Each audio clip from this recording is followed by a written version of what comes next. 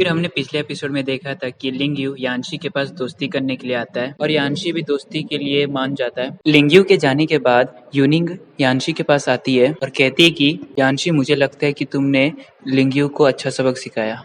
यानशी कहते हैं कि लातों के भूत बातों से नहीं मानते, इसलिए वो मुझसे अभी डरा हुआ है। तभी वहाँ पे शुयान आ जाती है और कहने लगती है, अब तुम लोग थोड़ा खाना खा लो। फिर खाना खाने के बाद यूनिंग यानशी के कंधे पे सो जाती है। फिर शुयान पूछती है कि यानशी, मैं भी तुम्हारे कंधे पे सो जाऊं क्या? यानशी कहता है ऑफ कोर्स। यहाँ पे हम लोग को टीनेजर का स्वीट मोमेंट दिखता है। यहाँ पे एक लौंडा दो लौंडिया के साथ सो रहा है। फिर कुछ देर बाद लिंगहोंग और मोयू दोनों वहाँ पे आते हैं। ये देखकर यानशी बहुत खुश होता है और कहता है कि तुम लोग ठीक हो क्या?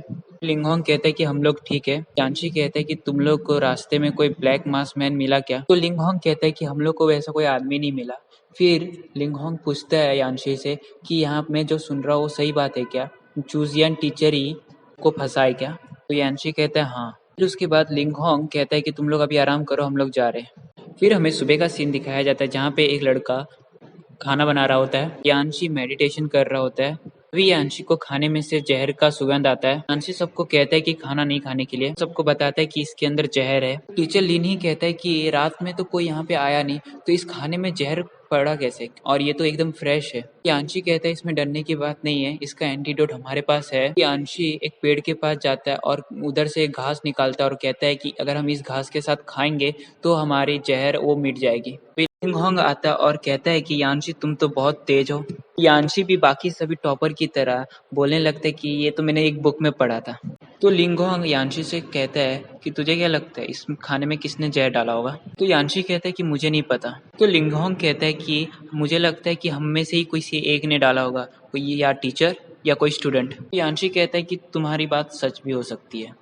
यूनिंग और शुयान दोनों कहीं जाने लगते हैं तो यानशी पूछता है कि तुम दोनों कहाँ जा रहे हो? यूनिंग कहती है कि मैं वॉशरूम जा रही हूँ। यानशी कहता है तुम लोग यहीं पे क्यों नहीं कर लेते? यूनिंग कहती है कि यहाँ पे हम लोग नहीं कर सकते, हम लोग उस जंगल की साइड जा रहे हैं। यानशी कहता है तो मैं भी चलूंगा। यानशी और शुयान सभी एक साथ जाने लगते हैं। कुछ दूर आगे जाने पे यूनिंग कहते है कि हम लोग यहीं पे कर लेंगे। यानशी को कहती है कि अगर तुम हम लोग के साइड देखे तो मैं तुम्हें जान से मार दूंगी। तो यानशी कहने लगता है कि मैं पीछे नहीं मुड़ूंगा, तुम लोग जल्दी से करके आओ। फिर यूनिंग और शुयान दोनों वॉशरूम करके आते हैं। उनके ऊपर एक मॉन्स्टर हमला कर देता है पर यानशी उन दोनों को बचा लेता है। फिर यानशी उस मॉन्स्टर को मार देता है।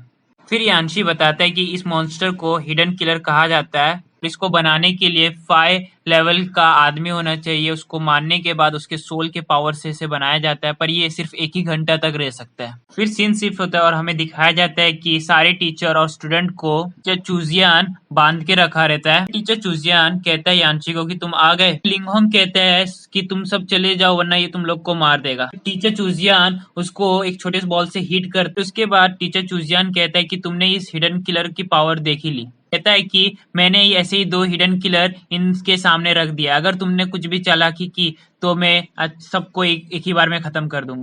फिर टीचर चूजियान कहता है कि अगर तुम हमें यूनिंग हमारे हवाले कर दोगे तो हम इन्हें जाने देंगे, वरना इन्हें एक ही बार में सबको मार देंगे। फिर टीचर चूजियान कहता है कि मैं तुम्हें आधे घंटे का सोचने का टाइम देता हूँ, उसके बाद इन सबको एक ही बार में हम मार देंगे। तो यूनिंग कहती है कि तुम लोग मुझे पकड़ना चाहते हो तो मुझे लेके चलो, पर इन सबको छोड़ दो। तभी यानशी उसे पकड़ लेता है और कहता है कि तुम नहीं जा सकती।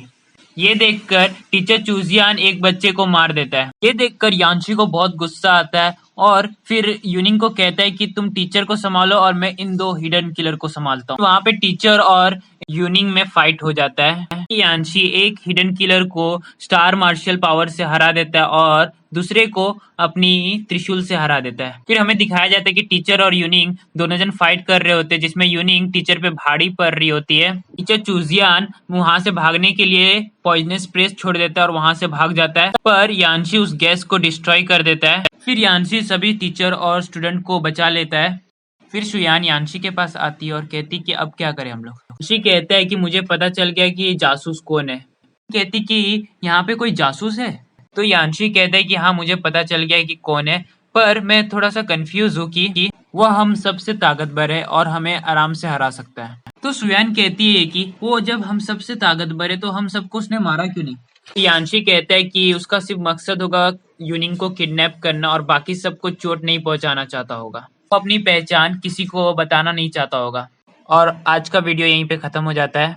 रुको रुको ज़रा फ्रेंड्स, मुझे आपसे एक चीज़ एडवाइस चाहिए था कि मैं बैकग्राउंड म्यूज़िक रखूँ कि नहीं रखूँ। आप चाहते हो बैकग्राउंड म्यूज़िक के साथ मैं वीडियो बनाऊँ तो यस लिखो वरना नो लिखो।